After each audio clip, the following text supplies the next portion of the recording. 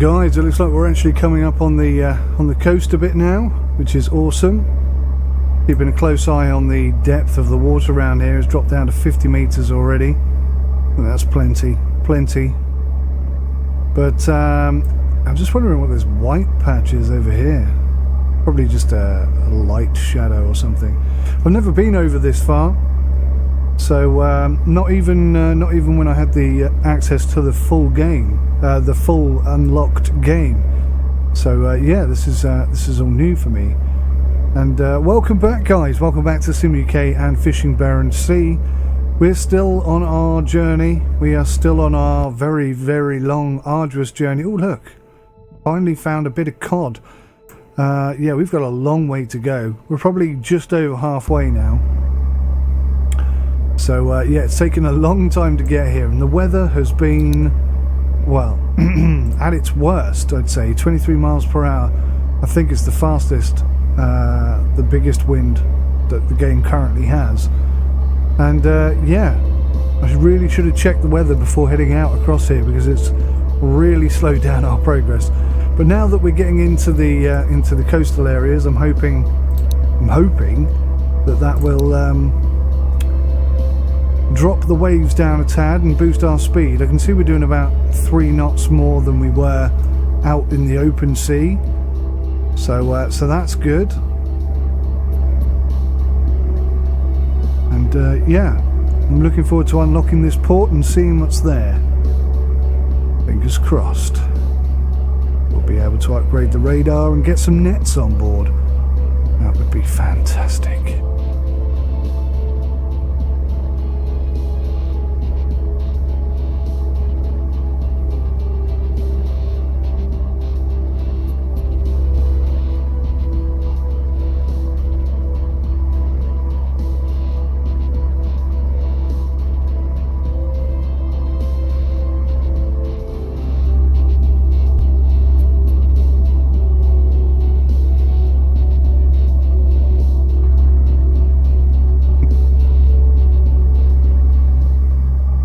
So guys, I was hoping that the coastal areas would be easier to navigate, but I tell you what, these waves are way more difficult. Look how much it's chucking my boat. If I just let go of the steering for now, look how much it's turning my boat.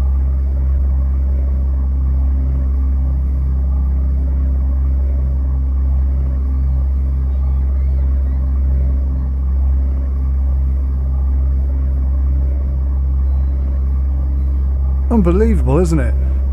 Just took my eyes off the screen for a second there, just to turn the noise off my phone, because it keeps going off every time I'm trying to record. And yeah, look at it. Look at the swells in here.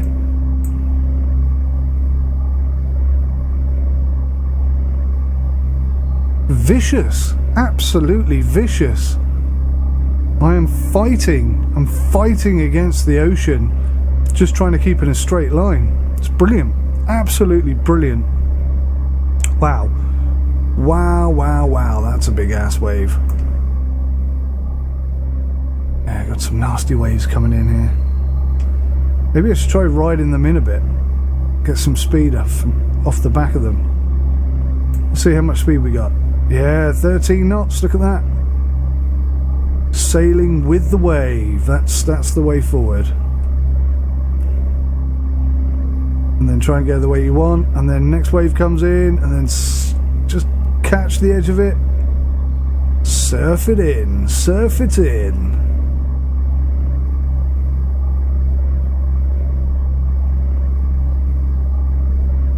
I genuinely think that this game is good enough, the ocean and the buoyancy is good enough, that this could just become a sailing simulator, a ship simulator of some sort.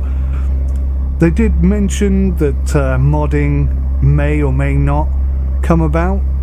Can you imagine if the modding community got hold of this game and started producing tool ships and speedboats and all sorts of just fantastic ocean liners, all sorts of fantastic stuff like that? It would just be exceptional. Thing is, I think this game is already pretty much where the original idea for the game was sort of pitched at. I mean, it's got all the features and the content that it was originally planned to have, and it's only because the community and the developers and the promoters and Astragon, the promoters, and everybody has just seen how much potential this game has got, that this game feels unfinished now, because there is so much that people would love to see in this game, and so much that the devs would love to put in this game. There's got to be a Barents Fishing Sea, Fishing Barents Sea, Fishing Barents Sea 2, or a follow-on game from this that is purely for just sailing purposes. Such a good job. They've done such an amazing job, and they're only a tiny team, and they've done a fantastic job here. I'm so impressed with them. They should be very proud of what they've built, I think. Absolutely adore this game.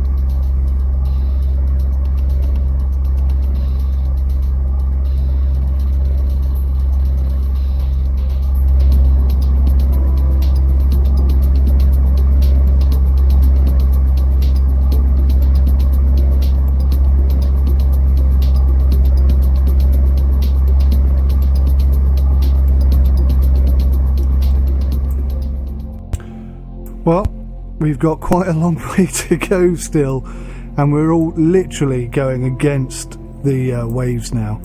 So this is going to probably take me as long as it's taken me to get there, which has been a very, very, very long time. And because we're going to be hugging the coast, I'm going to have to be keeping a close eye on things, because I've shown you already how quickly the waves can turn your ship. You can be facing the completely opposite direction that you started in if you're not careful. But this could be fun.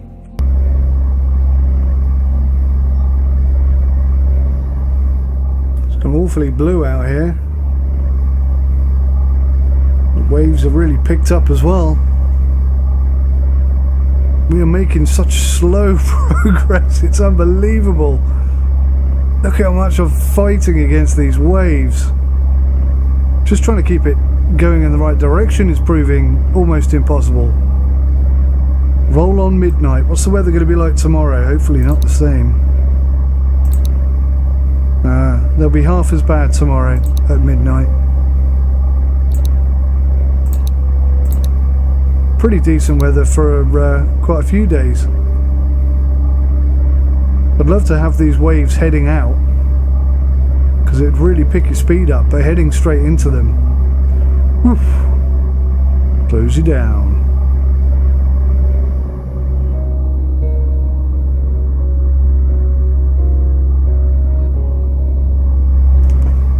So guys, although I complain about this spotlight or searchlight almost all the time, I have since discovered in first person, I mean, it's still literally useless. Incidentally, if you press the N key, that turns the searchlight on and off, in case you're wondering how I'm doing that. But in third person, which I don't really like using, it's actually quite effective. Or more effective, I should say. I like running the game slightly darker than its default setting. So if I turn that off a second, you can see how dark that is. I mean, I can't see a wave coming at all, but if I turn that on, I've got a fairly decent view of the waves that are coming. I can see like 20-30 feet in front of me. Now I admit it's not very foggy or misty today, and that will obviously have a negative impact if it was, but in first person I can't see anything at all. So I think the problem is not the searchlight but first person, because as another example, now I know they made custom shaders for this, but if you look over to the port there, can you see any like beacons or highlights or anything? But if I go to third person, can you see it now? Flashing away there in red.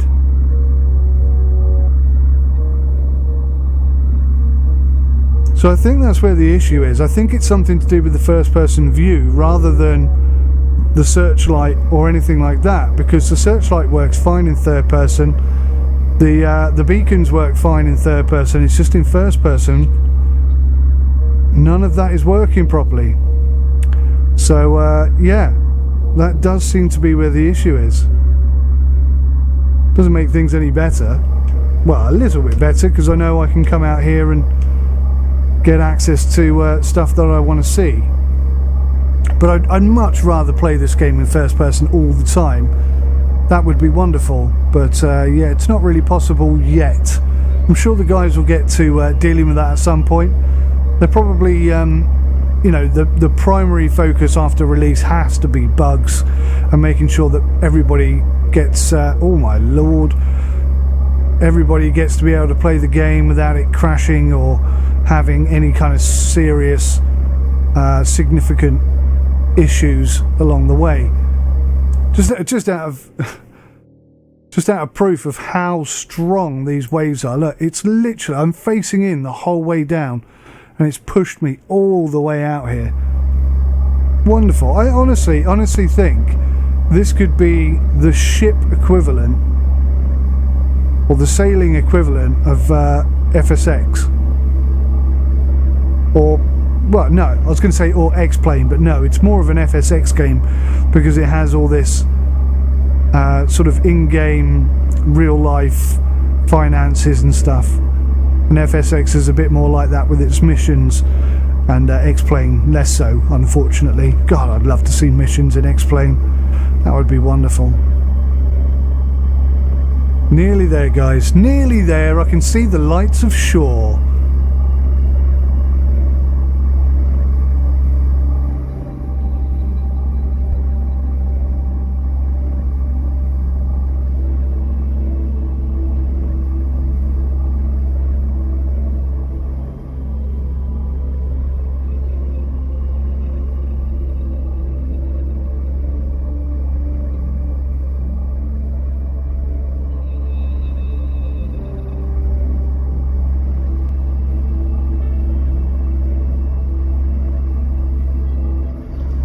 So guys, here we are. You can't really see it, but we are pretty darn close to shore for the first time in a long time.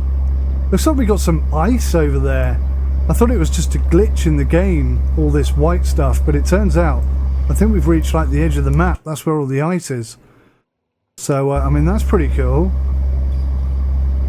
I've seen some pretty epic flip outs over there, so I might save the game and go see if we can get some somersaults going on at some point. But yeah, we are very close to shore right now. And I think, I'm not sure what's happened to our searchlight. It's suddenly become completely flipping useless again. But I think it's just turned midnight. Let's have a look here. Yeah, it has. You can see that the waves have just gone. I wish that transition was a little bit more gentle. It just seems to suddenly come in. I'd like to see it build up rather than just go bang and either be massive waves or no waves at all. Maybe take an hour, you know, half an hour to an hour to transition from one to the other. That would be awesome. Right, coming into port. How much clearance have we got here? 75 meters. So we've got a ship upside down here.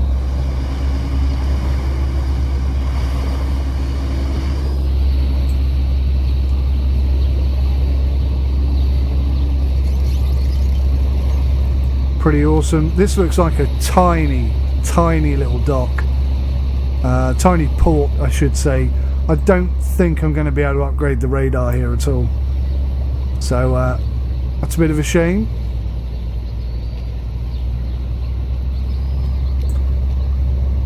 But the guys most definitely will be looking to get a beer, bite to eat, be on dry land for a bit, because that was some pretty serious weather we were going through there.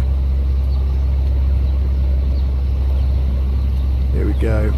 This is such a tiny port. There's literally no way that we're going to be able to get any upgrades here for our boat. Snefford. Not sure how you say it. Snefford. Sell our fish. That's 100,000 krona. That's 203,000 in the bank. Oh, what have we got here? Low cod supply in Akkerford. To keep up production, Akkerford Fishery is in desperate need of additional fish. The fishery is willing to pay 2660 krona per kilogram if you deliver 590 kilograms of cod to Akkerford within 7 days. Deliver fillets to Hammerfest. Bob, the local fisherman, would like you to deliver 590 kilograms. Now, unfortunately, you can't take both these jobs on, which is a shame. Where is Akkerford in relation to where we are now?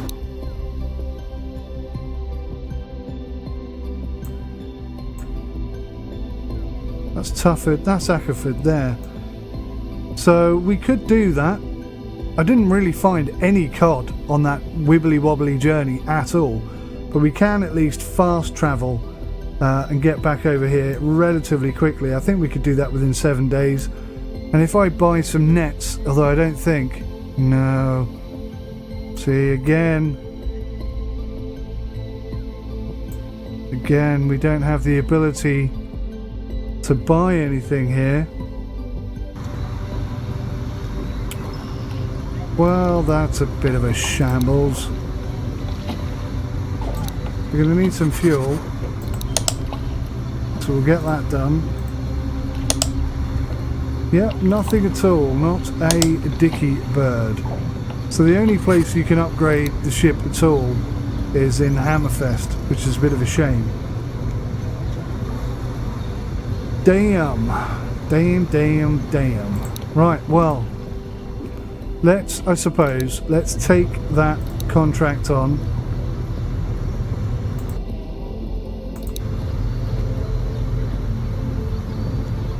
Still, you can't take both jobs. That's a shame. Well, we've unlocked all the ports. That's something cool. I don't think I'll try hitting the ice today, but we're going to go down to Akkerford via Hammerfest to upgrade this ship, get some nets on it, because we desperately need to have nets on this boat. So yeah, I'll see you when we get there, because I'm going to fast travel this one. It's taken a long time to get here. A long time.